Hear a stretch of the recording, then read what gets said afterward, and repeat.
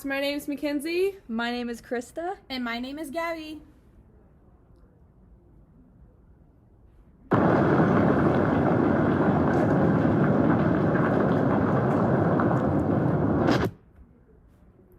What do you think that sound was? Think about it for a few seconds and pause if you need to.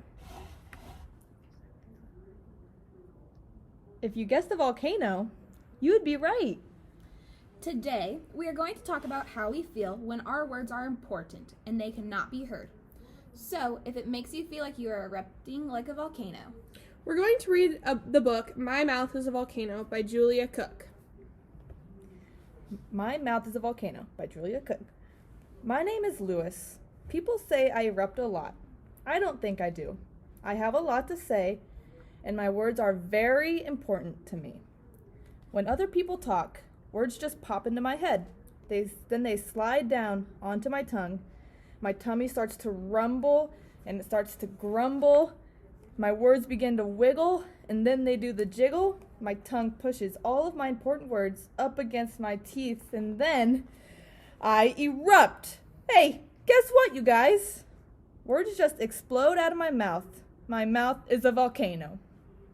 So, have you ever felt like your emotions were bottling up inside and you needed to explode just like Lewis did? How do you think we can avoid these outbursts and communicate our needs better? Let's brainstorm some ideas together. One of our first ideas is that we could do some deep breathing. We could practice that together. Okay, ready? Deep breath in. 1, 2, 3. Hold it for 1, 2, 3. And out. 1, 2, 3. We're going to practice that a couple more times. Deep breath in. 1, 2, 3. Hold it for 1, 2, 3. And out. 1, 2, 3. One more time. Deep breath in. 1, 2, 3. Hold it. 1, 2, 3. And out. 1, 2, 3. Good job. Another idea is to remove yourself from the situation that is frustrating you. While you're away, you could use a fidget toy, do some yoga, listen to music, or talk to someone you trust. However you choose to calm down is up to you, and there are plenty of other things you could do. Think of a few more and write them down on a sticky note so you can see them when you start feeling frustrated. Pause now to write your thoughts down. We are going to read some more of Lewis's experiences with blurting. So, let's pick up where we left off. In class, my teacher says that when we want to say something, we are supposed to look at her and raise our hand and wait until she calls on us. I tried that. After I waited patiently for what seemed like 62 years, my important words slid down from my head onto my tongue. My tummy started to rumble, and then it started to grumble.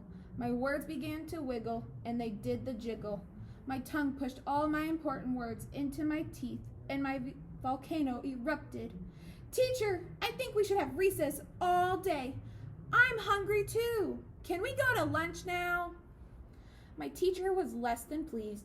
She erupted me right back. I know what you are saying is very important to you, Lewis, but since it is not an emergency, you'll have to wait until I call on you. It was my volcano's fault.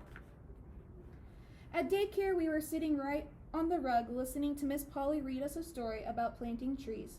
All of a sudden, I thought about the time my grandpa and I planted 6 trees in his front yard. My important words slid down from my head onto my tongue. My tummy started to rumble, and then it started to grumble. My words began to wiggle, and then they did the jiggle. My tongue pushed all my important words into my teeth, and my volcano erupted. Hey, guys, once again, I planted zillions of trees with my grandpa, and I got a timeout. It was my volcano's fault. If you feel that you need something in class or have something to share related to the topic in class, raise your hand to have your words heard. If the topic is not related to school or the topic, wait until independent work time or at recess. We're going to pick up where we left off with Lewis. During dinner, Mom and Dad were talking about paying the bills. Then I thought about my friend Bill. Bill can blow a bubble inside of a bubble when he chews 2 pieces of bubble gum. Now that is really important. My important words about Bill slid down from my head onto my tongue. Hey Mom, Bill can blow a bubble in a bubble with his gum. My tummy started to rumble, and then it started to grumble. My words began to wiggle, and they did the jiggle. My tongue pushed all of my very important words into my teeth, and my volcano erupted. Louis, my mom said, you interrupted again. If somebody else is talking and you don't have an emergency, you have to wait for your turn. But Mom, my words, they slid down from my head onto my tongue, and then my tummy starts to rumble. Louis, you did it again. I got sent to my room. She said I was rude. It was my volcano's fault. It is also important to remember that when other people are talking, we need to wait our turn to speak. Louis struggled to hold in his words during dinner time. How do you think he could have approached that differently? Pause if you need more time to think. There are times where your words can't wait. These are problems that are bigger than normal and need to be addressed as soon as possible. Can you think of any problems that you would need to speak up and use your words? Pause now to come up with a few big problems. When big problems arise, you need to speak up. How can you determine the difference between a small and a big problem? For me, a small problem is one that can be solved by yourself, and a big problem is where you need assistance from another person, such as a trusted adult. An example of a small problem is when your pencil breaks. What would be the solution to your problem? The solution to your problem is to find a new pencil either from your supplies or the classroom supplies. An example of a big problem is when someone pushes you during recess. The solution to your problem is communicating the problem to your teacher or another adult. Now that you know the difference between small and big problems, brainstorm a few different options and sort them into their size. Pause the podcast if you need more time to think. How would you feel if you were interrupted when it was your time to shine? Think about it for a few seconds and relate it to your own life. Have you ever been interrupted? How did that make you feel? Pause if you need more time to think.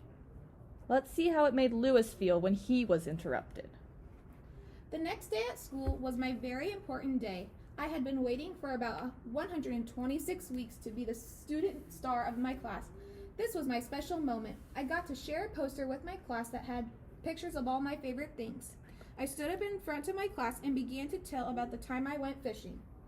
Halfway through the story, Richard started to tell everyone about when he went deep sea fishing in Mexico. His story must have been better than mine because everyone started to look at him. He was stealing my important words. Richard, said my teacher, you just interrupted Louis. Please wait until he has finished talking, and then he might call on you. I couldn't believe how rude that was of Richard. He interrupted me? That really made me angry. After talking about my fishing trip, I started to explain the x-ray of my broken arm. Just as I was getting to the good part, Courtney started to tell the class about when she broke her leg. Courtney, said my teacher, you just interrupted Louis. Please wait until he's finished talking, and then he might call on you. I couldn't believe how rude that was of Courtney. She started talking right during my 15 minutes of fame. She ruined my important words. She almost stole my moment. When I got home, I told my mom about rude Richard and rude Courtney. Now you know how we feel when you interrupt us, said my mom. I guess I never thought about that. I just get so excited and my words, they just pop into my head.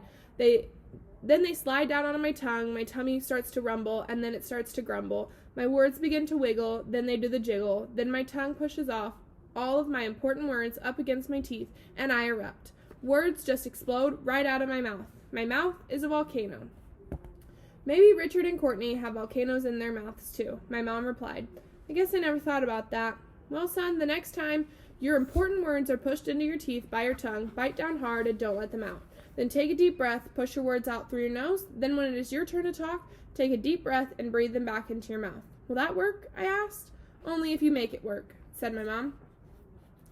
That night at the dinner table, my sister Sylvia was in the middle of her long girl stories when my important words began to slide down from my head and my volcano started to do its thing. Just as my tongue started to push my words out through my teeth, I bit down really hard. Then I breathed my words out through my nose. As soon as my sister finished talking, I took a deep breath and back in went the words.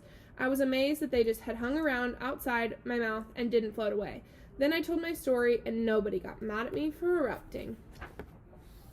After that, I never erupted again. Well, except for the time Bill's bubblegum got stuck in my hair. But that was a real emergency. From our conversation today, we learned that even though our words are important and they might not be heard all the time, we cannot erupt like a volcano because sometimes it may be disrespectful to our teacher, parents, and friends. We also hope you learned how to sort your problems into big or small and how to control your emotions. If you ever feel like a volcano that needs to erupt, just like Lewis from the book, remember some of the strategies we talked about in this podcast. We hope you enjoyed. Goodbye. Goodbye.